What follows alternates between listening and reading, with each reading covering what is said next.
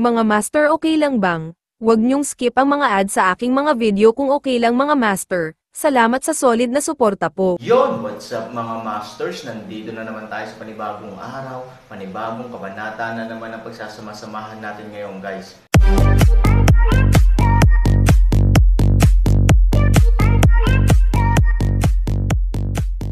Bali mga masters, kung bago ka pa lang po sa aking YouTube channel, please click the subscribe button, lalong-lalo na po yung notification bell, guys, para maging connected pa rin tayo sa isa't isa at maging updated kayo sa mga susunod ko pang video.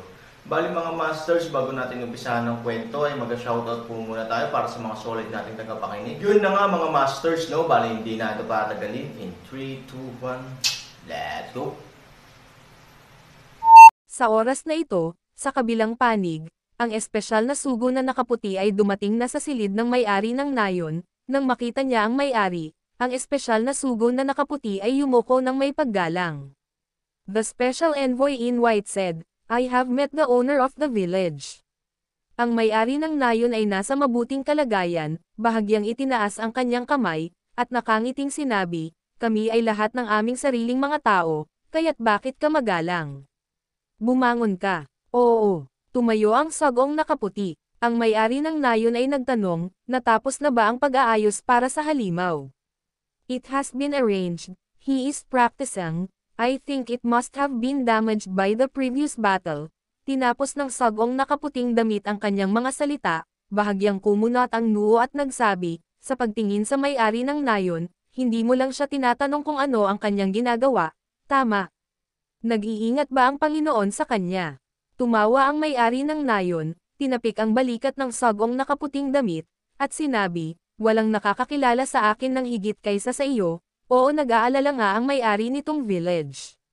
Tama ka mag-alala, kung tutusin sa kasalukuyang sitwasyon, totoo nga, ang sabi ng sagong nakaputing damit, kung tutusin, ang halimaw na iyon ay kaaway natin noon, ngunit sa isang kisap mata ay naging kaibigan natin muli, dapat tayong mag-ingat, nang ngumiti ang may-ari at tumanggo, "Oo. Kung gayon bakit magpapadala ang mga nasasakupan ko ng ilang tao para tambangan? Kung ang kabilang partido ay hindi gumawa ng anumang mga galaw, ito ay natural na isang magandang bagay, kung may galaw ay may report natin agad," sabi ng sagong nakaputing damit. Kumaway ang may-ari ng nayon, hindi na kailangan, sa antas ng paglilinang ng halimaw na iyon, kung magpapadala tayo ng mga tao doon, ito ay karaniwang matutuklasan sa lalong madaling panahon. Pagdating ng panahon, natatakot akong magkakaroon ng mas maraming gulo. Kapag ang halimaw ay nababagabag sa ganitong uri ng kawalan ng tiwala, ang pakikipagtulungan na katatapos lang ng negosasyon ng dalawang partido ay maaaring masira. Alam mo, ang mga tao sa antas ng halimaw ay talagang pinahahalagahan ang mukha. Lagi naming sinasabi na makikipagtulungan kami sa kanya, pero lagi kaming nag-iingat sa kanya. Ang pakiramdam ng kawalan ng tiwala na ito ay malamang na magpaparamdam sa halimaw na wala siyang mukha. Panipi, sa oras na iyon, kapag hindi siya nakipagtulungan sa atin, lahat ng ginagawa natin ngayon ay magiging walang kabuluhan, ano sa palagay mo? Tumingin ang may-ari ng nayon sa sagong nakaputing damit. Nagmuni-muni sandali ang sagong nakaputing damit at tumanggo, makatuwiran nga ang sinabi ng may-ari ng nayon, sa pangkalahatan, mas mataas ang katayuan ng isang tao, mas marami siya, hindi gaanong mahalaga siya para sa kita, kung tutusin, nakukuha niya ang anumang gusto niya, at iyon ay ang kanyang dignidad, dahil kung saan siya ay palaging iginagalang.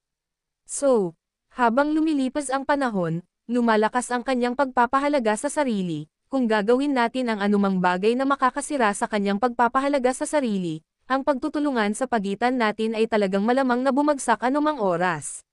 Not to mention it's the first time we're working together, kahit matagal na kaming nagtutulungan at may pundasyon ng tiwala, malaki ang posibilidad na mahuhulog sila kapag ganito ang pakikitungo nila. Ang mga malalaking tao ay ganito minsan, marami siyang matutulungan at malaki ang pakinabang sa iyo sa maraming kritikal na sandali, gayunpaman, kapag may mga kalamangan, dapat may mga kawalan, ibig sabihin, kailangan mong tiisin ang masamang ugali ng isang malaking tao. Ito ang sabi ni Han Sanchen, dapat may dalawang panig ang lahat. Oo, ito ay tiyak na dahil Dito na dapat nating tretuhin ang sitwasyong ito ng may pag-iingat at hindi maging walang ingat, tumanggo ang may-ari ng nayon. Tapos wala tayong gagawin. Tanong ng sagong nakaputing damit.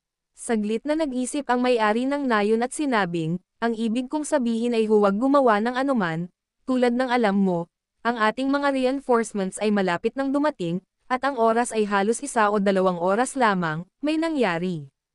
Pagkarinig na malapit nang dumating ang mga reinforcements, nakahinga ng maluwag ang envoy in white, oo, kapag dumating na ang reinforcements, in fact everything would be basically stable.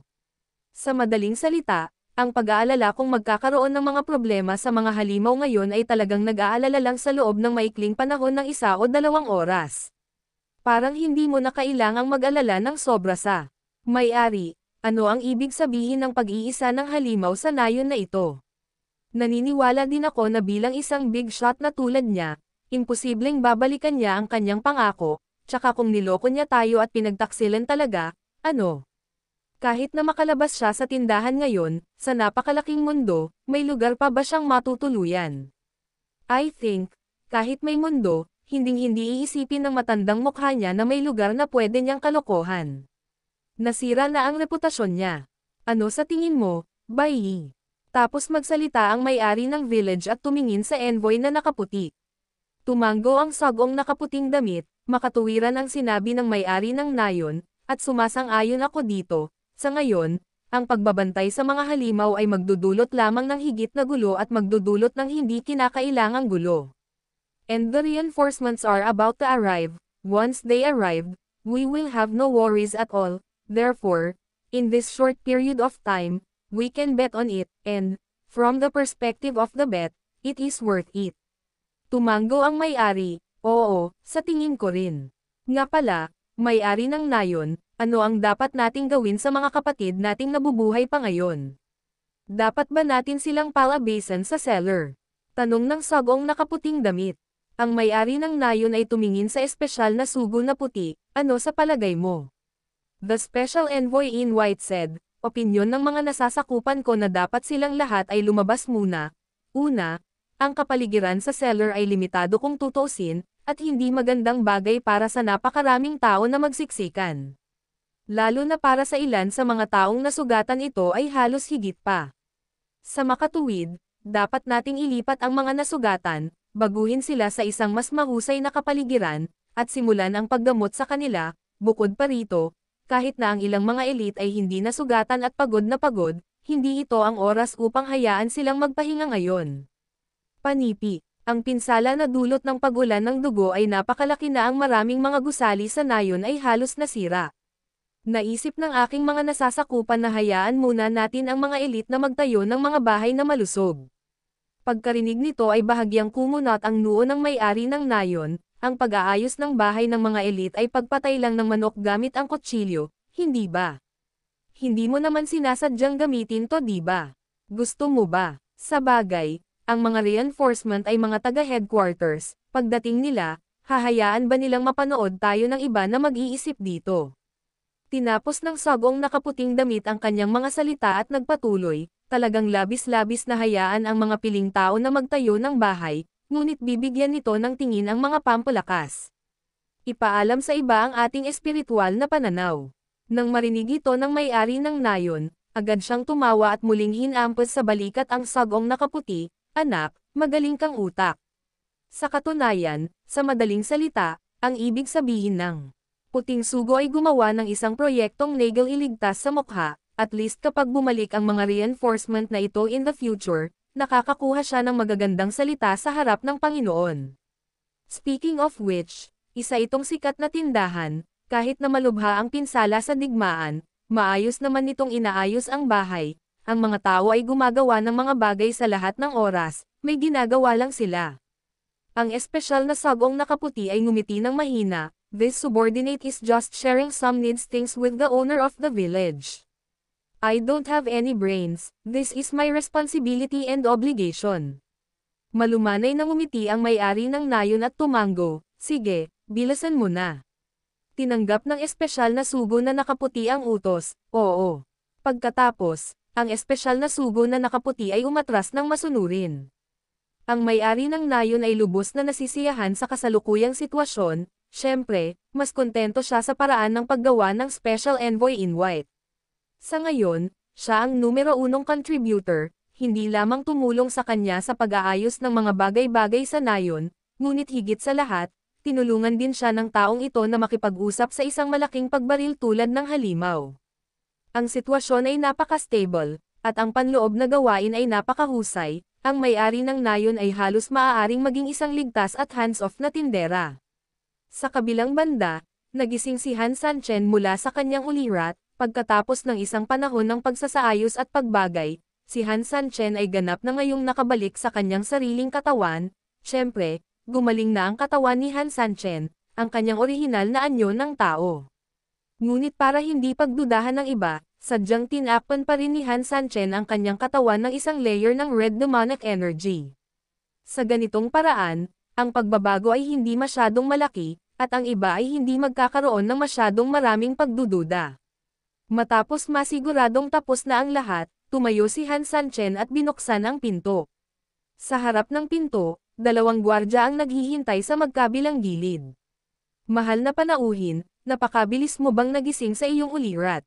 Wala kaming intensyon na bantayan ka, pero inutusan kami ng mga nakatataas na hintayin ang mga order mo sa labas ng pinto para maipadala mo sila anumang oras. Sa katunayan, ang antas ng paglilinang ng 2 tao ay napakataas din at napakalakas, gayunpaman, ang pagharap sa isang master na tulad ni Han Sanchen na halos nasa antas na higit pa sa kanila, hindi nila maramdaman na ang demonyong enerhiya sa ibabaw ng katawan ni Han Sanchen ay talagang iba sa dati, nagbabago. Siyempre, kahit na matuklasan ito ng grupong ito ng mga tao, hindi ito magiging malaking kabuluhan kung tutuusin, dahil maliwanag na ang isang utak na tulad ni Han Sanchen ay makakahanap ng paraan upang harapin ito kaagad. Ngumiti ng mahina si Han Sanchen at nagsalita. Haha, how long does it take for a person of my level to recuperate? I'm just dealing with you. I can rewind my strength in an instant. Nagkunwari si Han Sanchen, pero kumpleto pa rin ang performance. Kahit na ang paraan ng pagsasalita niya, ang taong ito ay sinusunod ang parehong tono bilang isang halimaw. Sa 2 gwardya, natural na mahirap hanapin sila. Then what are your instructions? I can help you immediately, mahinang sabi ng guard. Ikanaway ni Han Sanchen ang kanyang kamay, hindi naman kailangan, gusto ko lang lumabas at tingnan, tutal kahit napunta ako sa lugar na ito, palagi na akong nakikipag-away sa iyo, paano ako magiging nasa mood na makita ang mga tanawin dito? Ngayon, dahil naayos na ang lahat, natural, mayroon akong oras at mood na lumabas at tingnan. Pagkasabi nito, tumingin si Han Sanchen sa 2 gwardya at sinabing, susundan mo ba ako? Saglit, na napahiya ang 2 gwardya, ano ang masasabi ko sa bagay na ito? Ayaw nilang sundin ito, gayunpaman, ano ang magagawa nila kung hindi nila ito sinunod? Ito ay isang malaking shot, at mayroong isang napakalinaw na kilalang bisita sa itaas, dapat silang makipagsabayan, kung hindi, masisira ang ulo nila kapag pinabayaan nila ang mga bisita. Pangalawa, kahit na sinabi nilang nakatayo sila sa pintuan para makinig sa utos ng kabilang partido anumang oras, alam talaga nilang 2 sa kanilang puso na mayroon din silang pangalawang gawain, na bantayan ang mga galaw ng halimaw sa lahat ng oras. Gayunpaman, syempre hindi sila maglakas loob na dalhin ang ganitong uri ng bagay sa mesa, kung tutuusin, ito ay isang kasosyo sa pakikipagtulungan na ngayon palang naabot, kung mayroong anumang hindi kasiyahan, ang pakikipagtulungan ay maaaring kanselahin anumang oras.